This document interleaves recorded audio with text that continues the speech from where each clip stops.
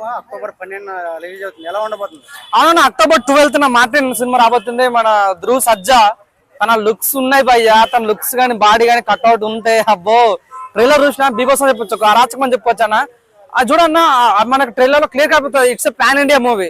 So నాకు బాగా అనిపించింది అంటే ఇండియా వర్సెస్ పాకిస్తాన్ అనే ఒక యుద్ధం లాగా అనిపించింది. బాగా ప్లాన్ చేశారు మైక్ అన్న ఫీలింగ్ కలిగింది అన్న.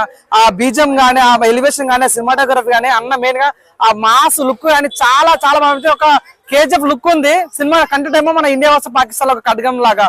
సో నిజంగా సినిమా అయితే కొత్తగా ప్లాన్ చేశారన్న ఫీలింగ్ వచ్చింది. మన జంతనే అర్జున్ అల్లుడు కదా, ఎట్లా ప్లాన్ చేస్తారో అర్థం చేసుకో. సో నిజం ఇంకోటన్నా, సో సినిమా లెక్క అయితే ఈసారి జరగబోయే అక్టోబర్ 12 యుద్ధం అని చెప్పుకోవచ్చు.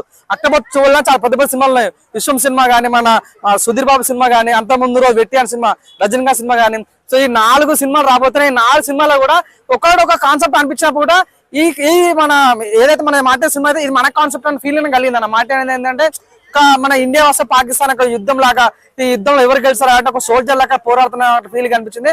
సో నిజంగా ఓన్లీ సంపదను కాపాడేవాడు సైన్యుడు కాదు, మన సరిహద్దును కాపాడేవాడు కూడా సైనికుడు అన్నట్టుగా ఆ కాన్సెప్ట్ నాకు బాగా నచ్చింది. మెయిన్ గా ఈ సాంగ్స్ కానీ లేదా అరిచేంటే మన డైరెక్షన్ కానీ చాలా కొత్తగా అనిపించింది.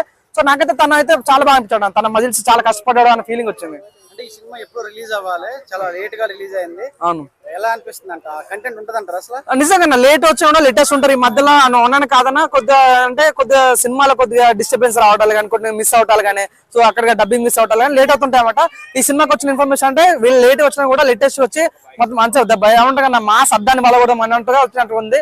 నాకైతే చాలా బాగా నచ్చింది. మెయిన్ గా అన్న లుక్స్, అన్న ఫైట్ సీన్స్ చాలా చాలా ఎలివేట్ చూపిస్తారు. మామూలు ఏ వాడలేరు అన్న. ఎఫెక్ట్స్ అయితే మామూలు లేదు, విజువల్స్ అయితే చాలా చాలా బాగుంది. సో అది కానీ బీజం కూడా చాలా బాగుంది. లాస్ట్ ఒక చిన్న హింట్ వదిలేరు, మేబీ ప్యాట్రైజం ఉంది, మన దేశభక్తి నుంచి మంచి పాయింట్ చెప్పిన ఫీలింగ్ కలిగింది. చూద్దాం, నాకైతే ఆయన చూస్తుంటే సుభాష్ చంద్రబోస్ గుర్తొచ్చాను అంత ఎలివేషన్ చూస్తుంటే. సినిమాకి కన్నడలో ఎంత రెస్పాన్స్ ఉందో తెలుగులో కూడా అంతే రెస్పాన్స్ ఉంది. అవును, అదే గ్రేట్నెస్ అంటున్నా. చూడన్నా, సో నువ్వు కన్నడనా, తమిళ, హిందీ సంబంధం, it's Indian movie. So Indian content ఉంది, ఒక మన దేశభక్తి కంటెంట్ ఉంది కాబట్టి. సో నాకు కూడా ఇప్పుడు మన తెలుగు సినిమాలు చాలా వస్తున్నాయి, 12 సినిమాలు చాలా వస్తున్నాయి. కానీ మాట సినిమాని బుక్ చేసుకున్నాం, ఎందుకంటే దేశభక్తి మూవీ. సో ఇట్లాంటి ఈ టైంలో ఇట్లాంటి దేశభక్తి మూవీస్ రావాలి. సో మన ఎప్పుడు చూసినా ఇట్లనే కాకుండా కొత్త కాన్సెప్ట్ రావాలనే ఉద్దేశంతో నిజంగా చాలా పంపించింది. కష్టపడే నైజం తనంలో కనిపించాను. చాలా ఒక రోజున ఒక సీన్ ఉంటుంది భయ్య, బిస్కెట్ తింటుంటాడు, మన ముందు ఒక డాగ్ ఉంటది. డాగ్ ఈయన ఇద్దరు వచ్చి బిస్కెట్ తింటుంటే ఆ డాగ్ యొక్క సలైవ తన ముఖం పడుతుంది. ఇంత ఘోరంగా యాక్టింగ్ చేసిన చాలా బాగా ఆ కాన్సెప్ట్. అది ఇంత స్థాయి కష్టపడ్డాడన్న ఫీలింగ్ నాకు వచ్చింది. మెయిన్ దేవుని చెప్తాను, చాలా చాలా కష్టపడ్డా ఫీలింగ్ వచ్చింది నిజంగా.